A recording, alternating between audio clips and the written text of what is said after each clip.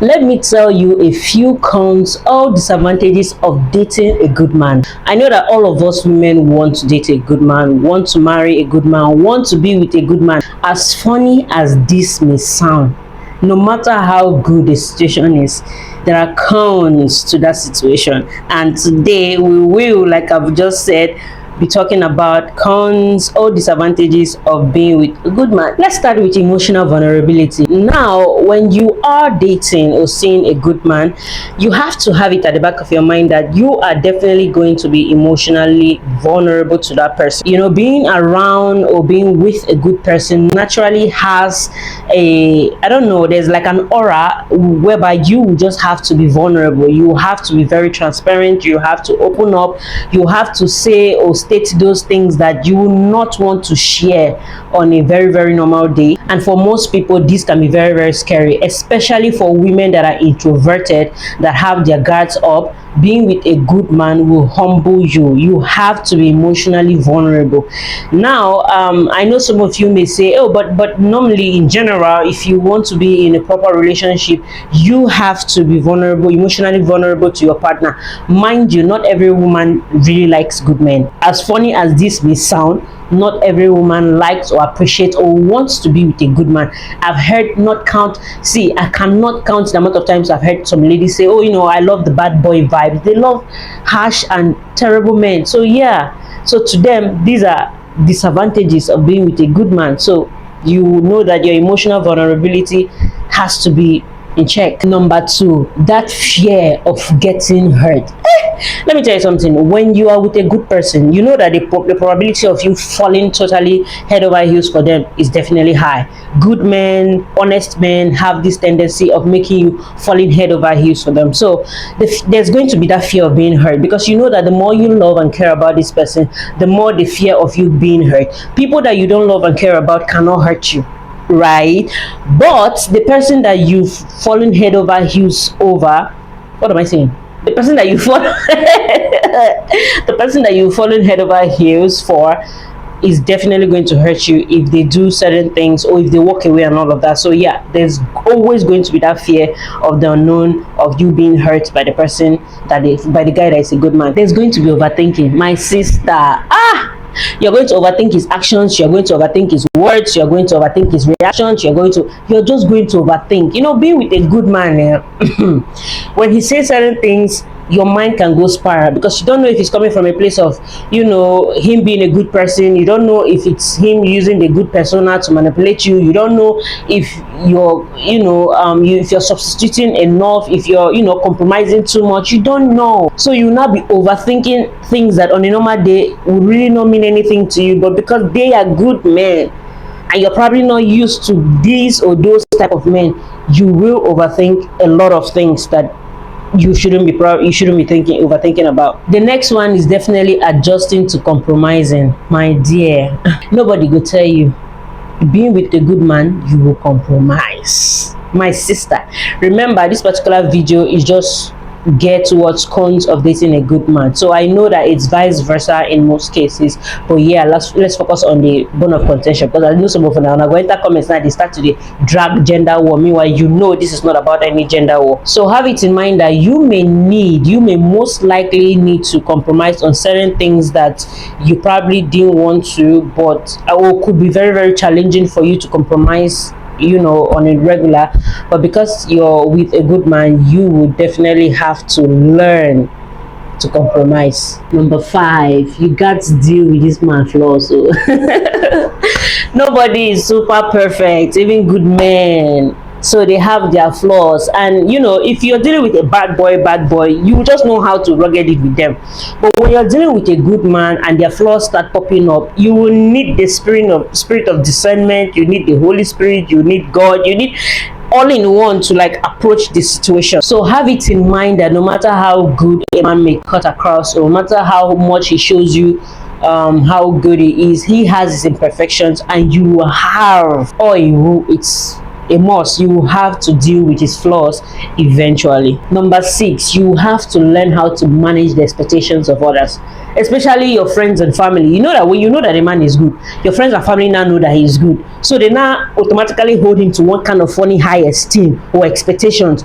You have to know how to navigate it too. Remember, your partner is a human being. You know he's a human being. You know he's not so perfect, but he is a good person generally. So let outside bodies not influence you to now increase your own unrealistic expectations of this man. So find a way to balance it. Even if they know it's a good man, let their expectations not affect your own personal expectations living with the person or knowing the person in total. I'm not going to lie to you, finding a balance between spending quality time together and between enjoying your individuality can be very, very tricky. When you're dealing with a good man, you know quality time matters a lot, but at the same time, both of you do not have to spend so much time together that it now affects who you are as individuals. But he's a good person and you want to be around a good man, and you want to, continuously, I don't know. I don't know if this is me lacking words, but yeah, you're going to struggle to balance, because if you're coming from a place of zaga, toxicity, you've always known only bad guys. When you eventually date a good man, you will struggle between spending quality time with him and you wanting to be on your own, because the toxic people you've been with, they give you attention, like when devil, they set human being trap. So they be like touch on and off. But with an honest good man, you will get the attention. You will now be the person that will be struggling to want to have a safe balance between the time you spend with this person and the time you spend on your own. So that's up to you. Number 8 can be very, very tricky, and it's going to be feeling the pressure to be perfect. My dear, you want to be a good man and you don't want them on your 10 toes. I feel like most of them have this aura, like they have this genuine aura that if you're around them, you want to do better, you want to speak better. I'm not saying that you should have anxiety. I feel like with time you navigate these people's character.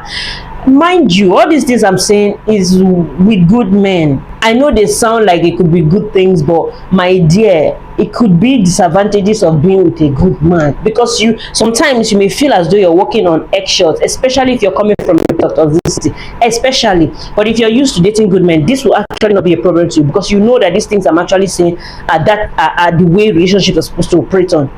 But if you're coming from where you are coming from, all these things are going to be very, very grave issues for you to adjust into.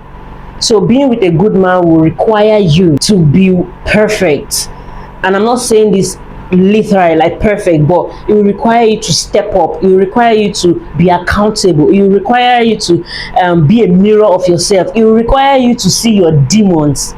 You will see your demons. A good man will be a mirror to you, and you will see your demons. Those things that those other idiots did not tell you, a good man will point it out to you, and he's not doing it in a way that he's trying to be domineering or trying to make sure that you do things exactly the way he wants. If you're with a man that you think is a good man that wants to change everything about you, that's not a good person. Just have that at the back of your mind. But when you know that certain things that he say, when you go to think about it, there's actually sense in what he's saying, you know he's a good man and he's coming from a place of love. So there will be pressure, my darling, for you to be a good person too. That's a disadvantage of being with a good man. Number 9, which is the last but definitely not the least for this video, is guilty conscience. Let me tell you guys something. When you're with a good man, you just go about your daily activities, doing your stuff, whatever, work, business, blah blah blah, and the moment you remember that, oh my goodness, I've not given this guy an itinerary of my to-do list of today, blah blah blah, guilty conscience go they catch you. You just be guilty over everything and anything. When you're with a good man that reciprocates the energy, my sister, if you even chop now finish, you go say, oh my goodness, I forgot to tell A or B that I just ate now. Like, you guilty conscience will just the one kill you, especially if you're coming from a place where there was no accountability. But now you've met a man that tells you where he is, tells you what he's supposed to be doing that day, tells you who he spoke to, tells you some of the business transactions he had. He spoke to his mom, he spoke to his dad. Oh, his brother said this and that. You don't know where you won't stand. You don't know where to start. So guilty conscience, for the initial start, you will struggle to keep up. But in all of this, as much as this may be cons or disadvantages of dating a good man, I will tell you this for free: date a good man. They're out there, they're plenty. The problem is, say, as they look us, we will look the people when a zaga. Just turn back, just turn small, just small, and you see a good man. If you are coming across my videos for the very first time, make sure you join the tribe and have an amazing day. If you've not read any of my books, especially How to Escape a Narcissist Man, the link is always in the description box, so click on it, get the book, and read away. Bye.